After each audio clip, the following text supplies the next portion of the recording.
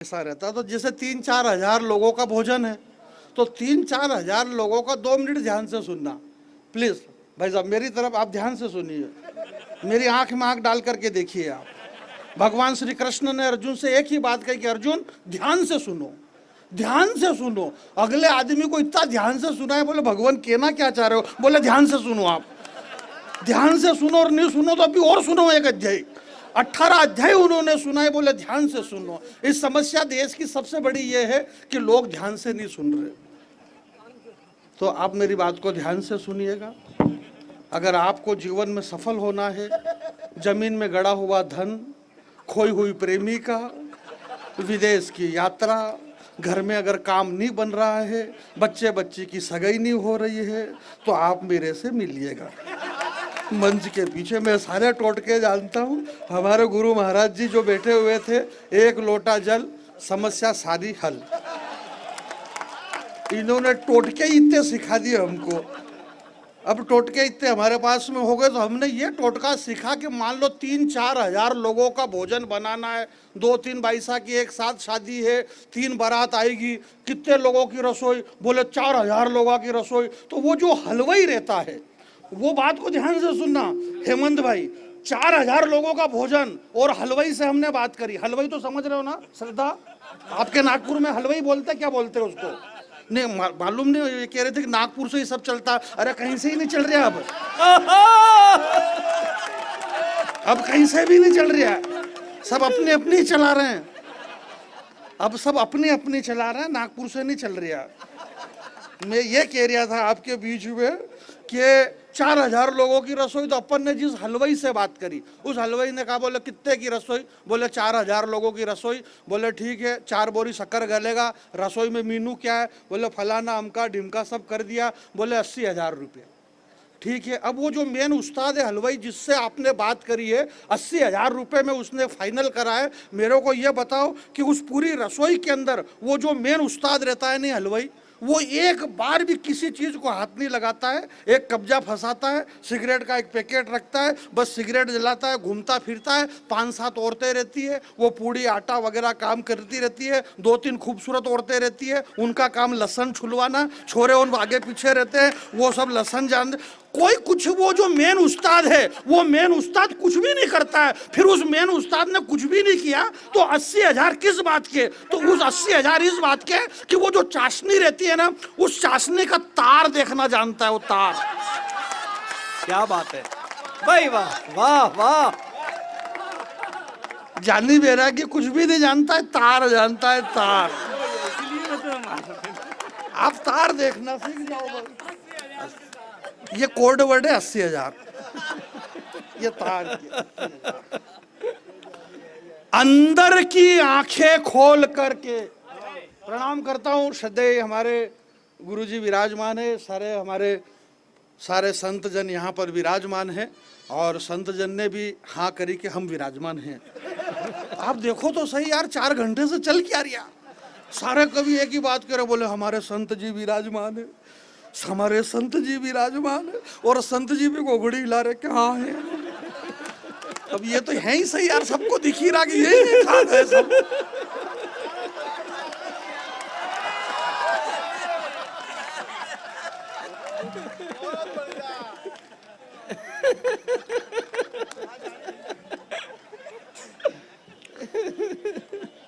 मैं ये कह रहा था कि अंदर की आंखें, भैया जी, अंदर की आंखें खोल करके। पंकज भाई, आपने बहुत अच्छा कवि सम्मेलन की शुरुआत हमारे पंकज भाई ने करी और अच्छी ओपनिंग करी इन्होंने। हमारे सौरभ भाई ने श्रेष्ठ संचालन करा। हमारे श्रीवास्तव जी श्रेष्ठ गीतकार है, मैं उनका बहुत बड़ा प्रशंसक हूँ। श्रद्धा बिटिया बहुत प्यारी गीतकार कवि, इन्होंने ओज की बहुत अच्छी रचना सुनाई। और हेमंत भाई लाजवाब, जिन्होंने कवि सम्मेलन को कवि सम्मेलन बनाया। मुकेश भाई और सौरभ भाई, इन सब ने बहुत अच्छा पढ़ा। मैं इस मंच का बहुत छोटा सा कवि हूँ। बात यह है कि परसों रोज एक कवि सम्मेलन था आष्टा के पास में, तो 2 या 3 कवियों ने कविता पढ़ी और पानी आ गया। तो प्रमोद भाई जैसे जो आयोजक थे, उन्होंने कहा, बोले कितने कवियों ने पढ़ा, बोले 2 कवियों ने। तो वो 2 में एक तो मैं खुद था। पंकज की जगह मैंने पहले नंबर पे पढ़ा था, तो उन्होंने कहा बोले जिन्होंने पढ़ लिया उनका पेमेंट कर दो, बाकी का इनका रहने दो, क्योंकि इन्होंने पढ़ा भी नहीं है।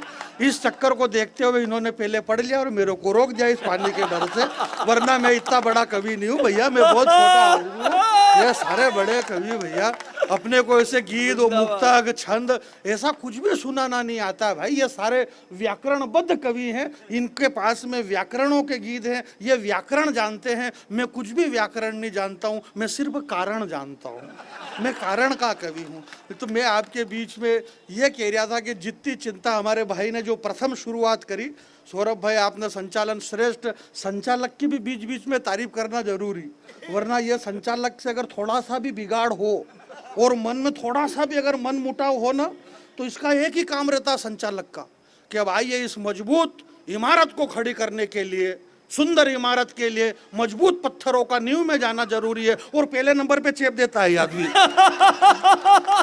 वो पत्थर बेचारा अंदर के अंदर ही, इमारत ऊपर सुंदर सी खड़ी रहती है और बाद में अपनी मर्जी से चुटकुले पहले रहते हैं, वो बेचारा अंदर पड़ा रहता है।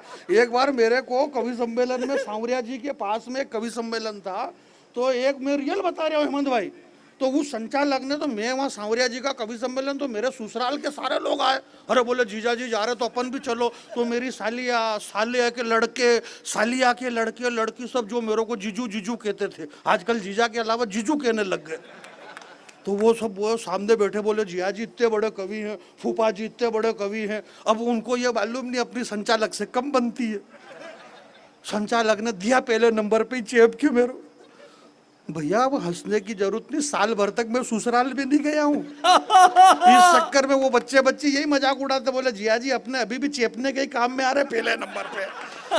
तो इनसे सारी चीजें हैं। सनातन धर्म की ध्वजा को धारण करके जो आज भी यहाँ पर हमारे बीच में मूर्तिवत खड़े हुए हैं, जिनकी मूर्ति हमारे हृदय में विराजमान है, यहाँ पे जितने हुक्म विराजमान है, मैं एक निवेदन करना चाहता हूँ कि 85 वर्ष के गोरा बादल, तलवार लगी पेट में तो अंदर से आंतेड़े की पोटली बाहर निकल गई।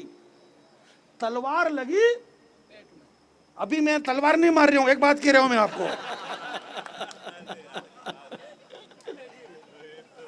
जब तलवार लगी तो 85 वर्ष की उम्र में गोरा बादल जी के पेट फटा, अंदर से आंतेड़ियों की पोटली बाहर आ गई।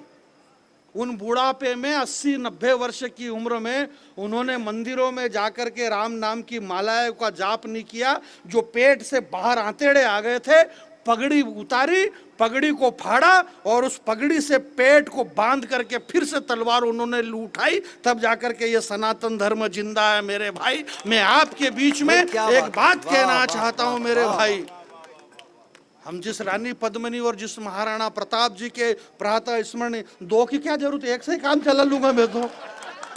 मेरे भाई मेरा एक से ही बहुत बढ़िया, मैं धाप गया हूँ, एक से भी धाप गया हूँ मैं, गले गले धाप गया हूँ मैं। और ये दो भी दूर दूर रखना है तो थोड़ी पास पास तो रखो, इस दो की कोई जरूरत नहीं यार, एक से ही बढ़िया इसको रख लो। इससे क्या है, साउंड वो होता है। क्या नाम आपका?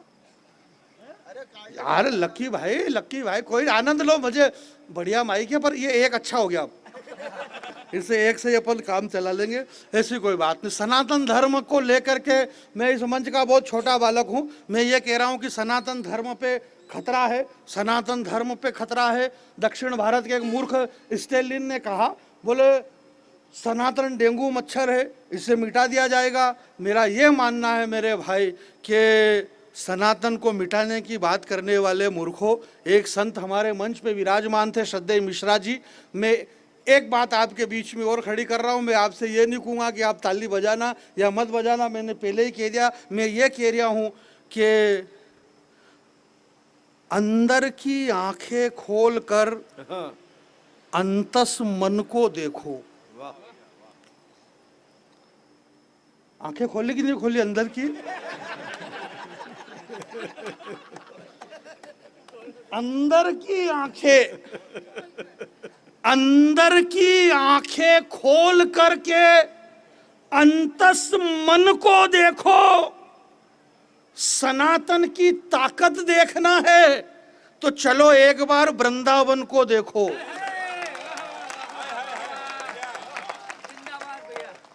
अंदर की आंखें खोल करके अंतस मन को देखो, सनातन की ताकत देखना है तो चलो एक बार वृंदावन को देखो, वहां पूरी दुनिया का विज्ञान, मैंने पूरी दुनिया के विज्ञान की बात करी है। दुनिया के सारे साइंटिस्ट, सारे डॉक्टर एम्स के अंदर मिलेंगे दिल्ली में, जिन्होंने सारे डॉक्टरों ने हथियार फेंक दिए। मैं आपके बीच में जानी बेरा के एक छोटा सा बच्चा, 4 पंक्ति आपके चरणों में रखता हूं कि वहां सारी दुनिया का विज्ञान, अंदर की आंखें खोल करके अंतस मन को देखो, सनातन की ताकत देखना है तो चलो एक बार वृंदावन को देखो, वहां पूरी दुनिया का विज्ञान यह सोच करके शर्मिंदा है कि जिसके बगैर जिंदा ही नहीं रह सकते, बिना किडनी की वो प्रेमानंद जी कैसे जिंदा है।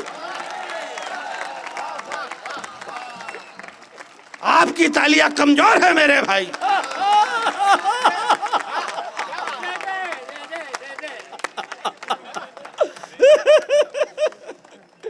बहुत अच्छे। अरे बहुत अच्छे तो क्या पर्पस उसको अच्छा मान दो आप, क्योंकि अरे सौरभ भैया, मैं आपके बीच में एक बात बताना चाहता हूं कि सौरभ भाई अभी ये कह रहे थे कि हमको आप किसी पार्टी का मत समझना, हमको किसी पार्टी का मत समझना, जबकि है पार्टी की।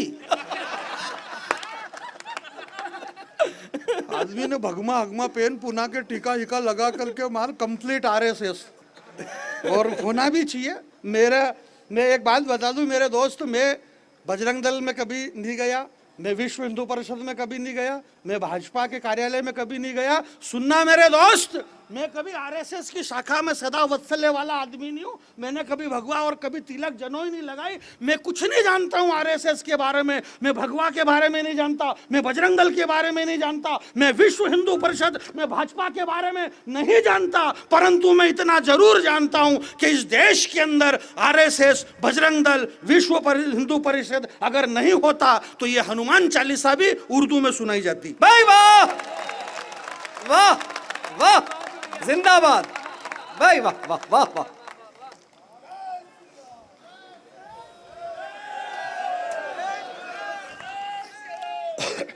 भगवान श्री राम जी जो हैं वो खुद भी सोचते होंगे कि जब प्रभु श्री राम जी 17 लाख वर्ष पहले इस पृथ्वी पे आए, बाबा तुलसी ने लिखा कि विप्र धेनु सुर संत हित लिहिन मनुज अवतार, जिस प्रभु जिसकी रक्षा के लिए इस धरती पे आए भगवान श्री राम, तो उन्हें 14 वर्ष का वनवास मिला, तापस वेश विशेष उदासी 14 वर्ष राम वनवासी। यहाँ राजनीति के बड़े लोग बैठे, साधु संत विराजमान है, और सामने आप बैठे हुए हैं, और मुगलिया सल्तनत को अपने जूते की नोक और भाले की नोक पे रखने वाले प्रातः स्मरणी सामने महाराणा प्रताप मुगल के बाप बैठे हुए हैं, और पीछे आप बैठे हुए हैं।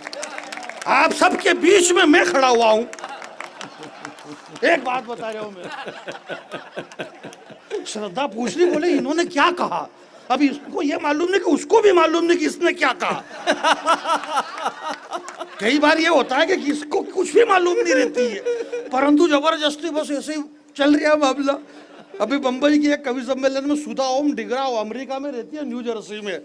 ये बात मैं इसलिए कह रहा हूं ताकि आपको लगे कि मैं भी कोई फोकटिया नहीं, इधर उधर जाता रहता हूं।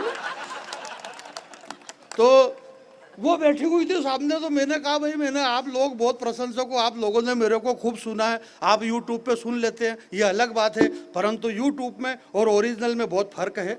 यूट्यूब होता है, ओरिजिनल होता है। मैं आपके बीच में ओरिजिनल खड़ा हूँ, क्योंकि यूट्यूब पे आदमी मोटरसाइकिल चलाते हुए सुन सकता है, कार चलाते हुए सुन सकता है, ट्रैक्टर चलाते हुए खेत में सुन सकता है, घर में पड़ा पड़ा गोदड़े में सुन सकता है। लोगों को मजा आया जब मैंने कहा कि लोग घर में गोदड़े में सुन सकते हो, तो वो जो मैडम थी सुधा ओम डिगरा, उसको समझ में नहीं आया कि गोदड़ा होता क्या है, उसका दिमाग खराब। व्हाट इज दिस गोदड़ा, व्हाट इज दिस गोदड़ा। जैसे ये श्रद्धा उससे पूछ रही कि ये क्या कह रहे हैं, ये क्या कह रहे हैं, ऐसे वो सुधा ओम बोले व्हाट इज दिस गोदड़ा, व्हाट इज। सौरभ सुमन संचालन कर रहे। अभी अगला आदमी इतना मतलब भगवाधारी आदमी झूठ भी नहीं बोल सकता, तो उसने इनसे कहा, बोले सर व्हाट इज दिस गोदड़ा। अब इसको भी मालूम नहीं कि होता क्या है गोदड़ा। ये हमारे इधर का एक बड़ा, तो इन्होंने कहा, बोले देखो मैडम ऐसा है कि गोदड़ा मिस गोदड़ा होता है। लोगों को खूब मजा आ रहा जैसे आपको आ रहा। उसकी जिज्ञासा अंदर से और जगी कि अगर लोग इतना मजा ले रहे हैं तो निश्चित कुछ न कुछ तो गोदड़ा होता होगा। तो उसने कहा, बोले सर मुझे बताइए कि ये क्या होता है। तो फिर इन्होंने बताया कि देखिए मैडम, अब ये क्या बताइए, साहित्यिक भाषा का कवि है ये, व्याकरणबद्ध कविता करने वाले लोग। इन्होंने बताया कि देखिए मैडम, ये जो गोदड़ा है ये एक ऐसा आवरण है इस पृथ्वी पे, चाहे वो हिंदू हो, चाहे वो मुसलमान, चाहे वो सिख, चाहे वो ईसाई, जो भी है वो सब इस सृष्टि पे गोदड़े से ही आए हैं। उसका और दिमाग खराब। बोले क्या बात हो रही है। बोले जो भी आया सब गोदड़े से ही आया है, अगर गोदड़ा नहीं होता तो कोई भी नहीं होता। उसका और दिमाग खराब हो रहा है। बोले अगर ऐसा आइटम है तो sir one piece I went to गोदड़ा, एक पीस मेरे को मिल सकता है क्या। बात ये है मेरे भाई कि कई सारी चीजें ऐसी है जो समझ में नहीं आती पर लगती अच्छी है। हमारी मालवी भाषा का मिठास इतना अच्छा है, चाहे हमारे पंडित मिश्रा जी हो, चाहे हमारे श्रद्धेय कमल किशोर जी नागर जी हो, हमारी बोली, हमारी मालवी इतनी मीठी है कि चाहे समझ में इन्हें नहीं आए पर आड़े तिरछे ये होंगे बराबर। ये हमारी भाषा का मिठास है, ये हमारी भाषा का आनंद है, हमारी भाषा का ये लालित्य है। इसलिए मेरे दोस्तों, मैं आपसे ये निवेदन कर रहा हूँ कि आप बिल्कुल दिमाग से ये निकाल दो अंदर से कि सनातन धर्म खतरे में है। सनातन धर्म का कोई बाल भी बांका नहीं कर सकता है, क्योंकि जो बाल बांका करना चाहते हैं उनके माथे पे बाल भी नहीं बचे हुए हैं, वो हमारा बाल बांका नहीं कर सकते मेरे भाई।